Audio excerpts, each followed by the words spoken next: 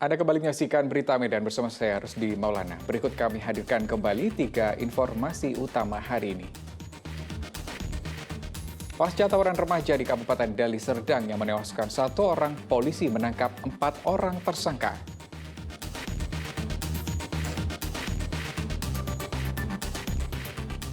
Enam anak meninggal di Sumatera Utara diduga akibat gagal ginjal akut.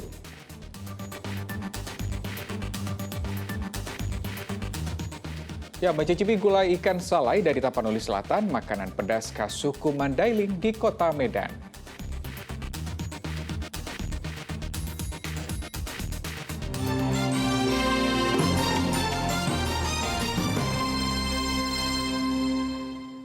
Setelah maraknya pemberitaan dari berbagai media terkait permohonan bantuan dana dan pengobatan untuk anak penderita syaraf otak di Kota Tebing Tinggi, akhirnya pemerintah Kota Tebing Tinggi berjanji akan menanggung seluruh biaya pengobatan sang anak.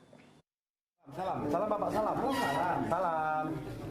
Sempat diberitakan terkait permohonan bantuan dana dari tangan dermawan dan pemerintah Kota Tebing Tinggi terhadap anak penderita saraf otak.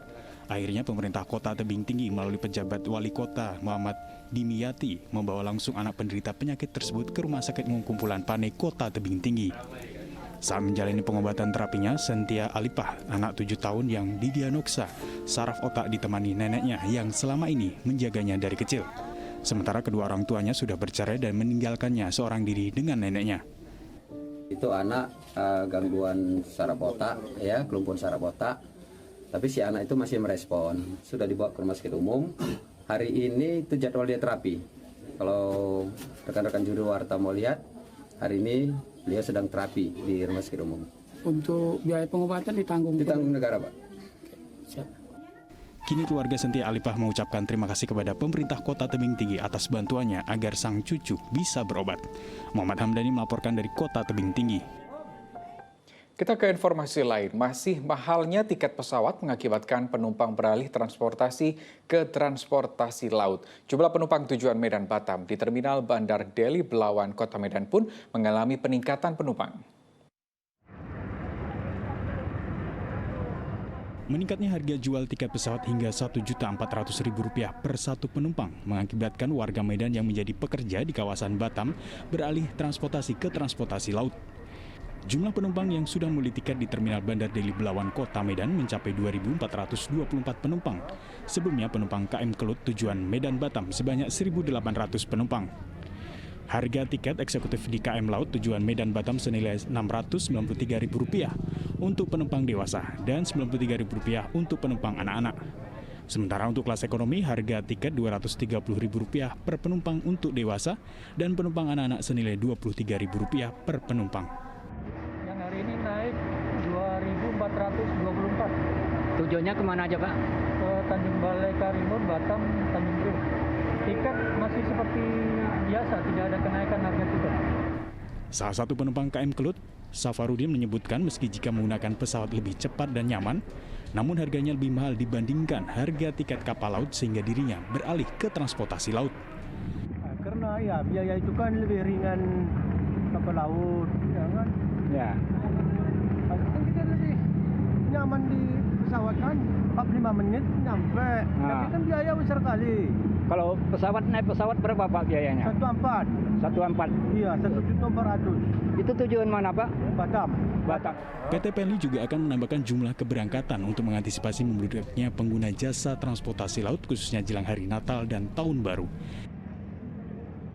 Muhammad Hamdani melaporkan dari Kota Medan.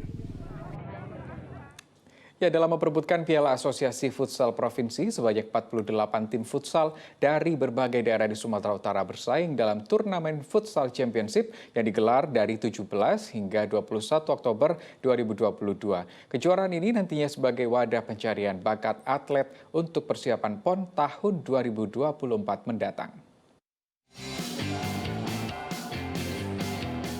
Banyak langkah dan persiapan yang dilakukan untuk menghadapi Pekan Olahraga Nasional pada tahun 2024 mendatang. Selain Provinsi Aceh, Sumatera Utara juga menjadi tuan rumah di Pesta Pekan Olahraga ini. Asosiasi Cabang Olahraga Futsal di Sumatera Utara pun menggelar turnamen futsal yang diikuti sebanyak 48 tim futsal pilihan umur 17 tahun. Ajang ini diselenggarakan pada 17 hingga 21 Oktober 2022 di Gor Mini Dispora Sumut, Kabupaten Deli Serdang. Kegiatan ini perdana untuk IP untuk USU 17. Kedepannya kegiatan ini nanti kita konsep seluruh kabupaten kota menggulir kegiatan ini di daerah-daerahnya, baru nanti juara kita mainkan di Medan. Ini tujuannya biar daerah-daerah itu membina tim-tim yang ada di daerah-daerah. Baru kita putarkan di daerah itu. Dan di event perdana ini ya harapannya ada talenta-talenta terbaik yang akan nanti kita saring untuk jadi pemain PON untuk di 2024. Manajer salah satu tim yang ikut pada kompetisi futsal menyebutkan sangat antusias mengikuti kegiatan ini dan berharap kepada pemerintah dapat sering menggelar turnamen seperti ini untuk mengetahui potensi atlet yang ada di daerah.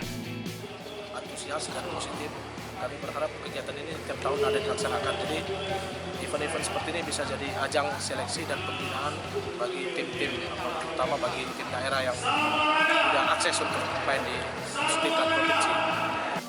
Pelaksanaan kegiatan ini nantinya juga akan menjadi ajang pencarian atlet yang berbakat untuk nantinya dipersiapkan pada penyelenggaraan PON di Sumatera Utara dan Aceh. Muhammad Hamdani melaporkan dari Kabupaten Deli Serdang. Ya, berbicara tentang kuliner Kota Medan, kota ini menyimpan segudang kuliner khas aneka ragam suku yang ada di Sumatera Utara. Salah satunya adalah gulai ikan salai dari Tapanuli Selatan. Makanan pedas khas suku Mandailing ini selalu menjadi incaran pengunjung saat makan siang tiba.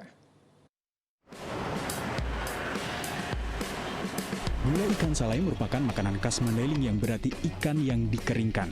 Metode pengeringan dan pengasinan dengan menggunakan asap ini dipercaya dapat mengurangi kadar air pada ikan sehingga dengan cara itu ikan sisa hasil tangkapan laut tetap bisa dikonsumsi dalam jangka waktu yang cukup lama. Bagi orang Mandailing, teknik mengawetkan ikan kemudian dikenal dengan disalai. Jenis ikan yang disalai atau dikeringkan biasanya ialah jenis ikan yang hidup di air tawar hasil tangkapan dari sungai maupun danau air tawar. Setelah dikeringkan, kemudian ikan salai dimasukkan ke dalam santan. Kemudian ikan limbat asal Sebatang Gadis Tapanuli Selatan ini dicampur dengan bumbu dan rempah tradisional yang digiling halus. Gulai ikan salai merupakan menu favorit di rumah makan ini. Dengan rasanya yang tidak terlalu manis dan asin, gulai ikan ini selalu memanjakan lidah pengunjung yang datang.